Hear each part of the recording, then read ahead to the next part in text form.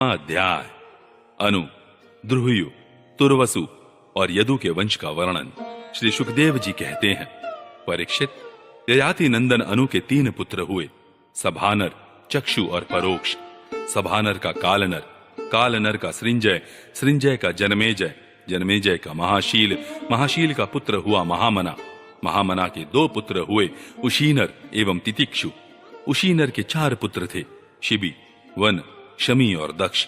शिबी के 4 पुत्र हुए, वृषादर्भ, सुवीर, मद्र और कैके। उशीनर के भाई तितिक्षु के रूषद्रथ, रूषद्रथ के हेम, हेम के सुतपा और सुतपा के बलि नामक पुत्र हुआ। राजा बलि की पत्नी के गर्भ से दीर्घतमा मुनि ने 6 पुत्र उत्पन्न किए, अंग, वंग, कलिंग, सुहम, पुंड्र और अंध्र। इन लोगों ने अपने अपने नाम से पूर्व दिशा में 6 देश बसाए। अंग का पुत्र हुआ खनपान, खनपान का दिविरथ, दिविरथ का धर्मरथ और धर्मरथ का चित्ररथ। यह चित्ररथ ही रोमपाद के नाम से प्रसिद्ध था। इसके मित्र थे अयोध्याधिपति महाराज दशरथ।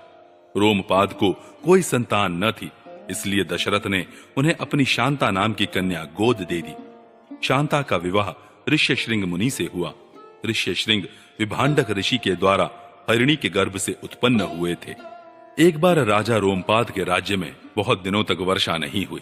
तब गणिकाएं अपने नृत्य, संगीत, वाद्य, हाव भाव, आलिंगन और विविध उपहारों से मोहित करके ऋष्यशृंग को वहां ले आईं। उनके आते ही वर्षा हो गई। उन्होंने ही इंद्र देवता का यज्ञ कराया। तब संतानहीन राजा रोमपाद को भी पुत्र हुआ और पुत्रहीन दशरथ ने भी उन्हीं के प्रयत्न से 4 पुत्र प्राप्त किए। रोमपाद का पुत्र हुआ चतुरंग और चतुरंग का पृथुलाक्ष। पृथुलाक्ष के बृहद्रथ, बृहत्कर्मा और बृहद्भानु 3 पुत्र हुए। बृहद्रथ का पुत्र हुआ बृहन्मना और बृहन्मना का जयद्रथ। जयद्रथ की पत्नी का नाम था संभूति। उसके गर्भ से विजय का जन्म हुआ। विजय का धृति, धृति का धृतव्रत, धृतव्रत का सत्कर्मा और सत्कर्मा का पुत्र था अधिरथ। अधिरथ को कोई संतान न थी। किसी दिन वह गंगा तट पर क्रीड़ा कर रहा था कि देखा एक पिटारी में नन्हा सा शिशु बहा चला जा रहा है। वह बालक कर्ण था, जिसे कुंती ने कन्या अवस्था में उत्पन्न होने के कारण उस प्रकार बहा दिया था। अधिरथ ने उसी को अपना पुत्र बना लिया। परीक्षित, राजा कर्ण के पुत्र का नाम था वृषसेन। ययाति के पुत्र द्रुहयु से बभ्रु का जन्म हुआ। बभ्रु का सेतु, सेतु का आरब्ध, आरब्ध का गांधार, गांधार का धर्म, धर्म का धृत, धृत का दुर्मना और दुर्मना का पुत्र प्रचेता हुआ। प्रचेता के 100 पुत्र हुए। ये उत्तर दिशा में मलेच्छों के राजा हुए। ययाति के पुत्र तुर्वसु का वहिन, वहिन का भर्ग, भर्ग का भानुमान, भानुमान का त्रिभानु, त्रिभानु का उदार बुद्धि करंधम और करंधम का पुत्र हुआ मरुत। मरुत संतानहीन था, इसलिए उसने पूर्ववंशी दुष्यंत को अपना पुत्र बनाकर रखा था। परंतु दुष्यंत राज्य की कामना से अपने ही वंश में लौट गए। परीक्षित, अब मैं राजा ययाति के बड़े पुत्र यदु के वंश का वर्णन करता हूं। परीक्षित, महाराज यदु का वंश परम पवित्र और मनुष्यों के समस्त पापों को नष्ट करने वाला है। जो मनुष्य इसका श्रवण करेगा वह समस्त पापों से मुक्त हो जाएगा।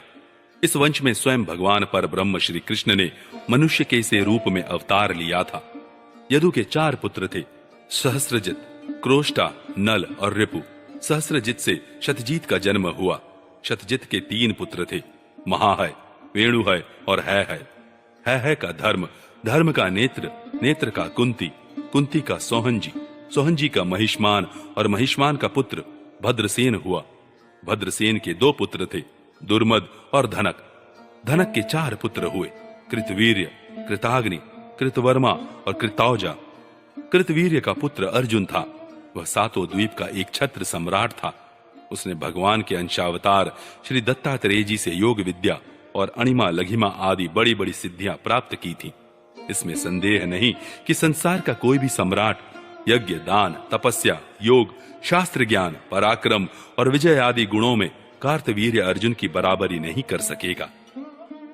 सहस्त्रबाहु अर्जुन 85,000 वर्ष तक 6 इंद्रियों से अक्षय विषयों का भोग करता रहा। इस बीच में न तो उसके शरीर का बल ही क्षीण हुआ और न तो कभी उसने यही स्मरण किया कि मेरे धन का नाश हो जाएगा। उसके धन के नाश की तो बात ही क्या है, उसका ऐसा प्रभाव था कि उसके स्मरण से दूसरों का खोया हुआ धन भी मिल जाता था। उसके हजारों पुत्रों में से केवल 5 ही जीवित रहे। शेष सब परशुराम जी की क्रोधाग्नि में भस्म हो गए। बचे हुए पुत्रों के नाम थे जयध्वज, शूरसेन, वृषभ, मधु और ऊर्जित। जयध्वज के पुत्र का नाम था तालजंग। तालजंग के 100 पुत्र हुए। वे तालजंग नामक क्षत्रिय कहलाए। महर्षि औरव की शक्ति से राजा सगर ने उनका संहार कर डाला। उन 100 पुत्रों में सबसे बड़ा था वीतिहोत्र। वीतिहोत्र का पुत्र मधु हुआ। मधु के 100 पुत्र थे। उनमें सबसे बड़ा था वृष्णि। परीक्षित, इन्हें मधु, वृष्णि और यदु के कारण यह वंश माधव, वार्षणेय और यादव के नाम से प्रसिद्ध हुआ। यदुनंदन क्रोष्टु के पुत्र का नाम था वृजिनवान। वृजिनवान का पुत्र श्वाही, श्वाही का ऋषेकु, ऋषेकु का चित्ररथ और चित्ररथ के पुत्र का नाम था शशबिंदु।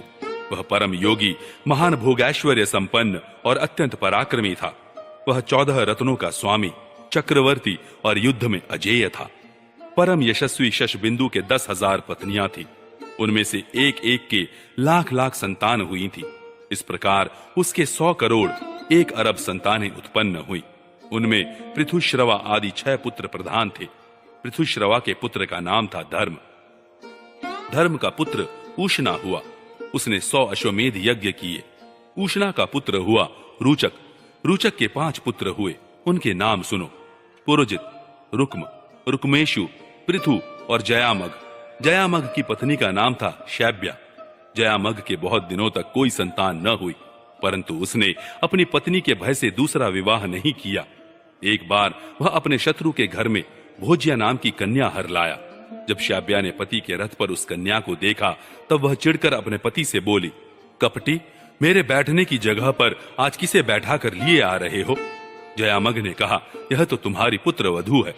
शैब्या ने मुस्कुराकर अपने पति से कहा, मैं तो जन्म से ही बांझ हूं और मेरी कोई सौत भी नहीं है, फिर यह मेरी पुत्र वधू कैसे हो सकती है? जयामग ने कहा, रानी, तुमको जो पुत्र होगा उसकी यह पत्नी बनेगी। राजा जयामग के इस वचन का विश्वेदेव और पितरों ने अनुमोदन किया।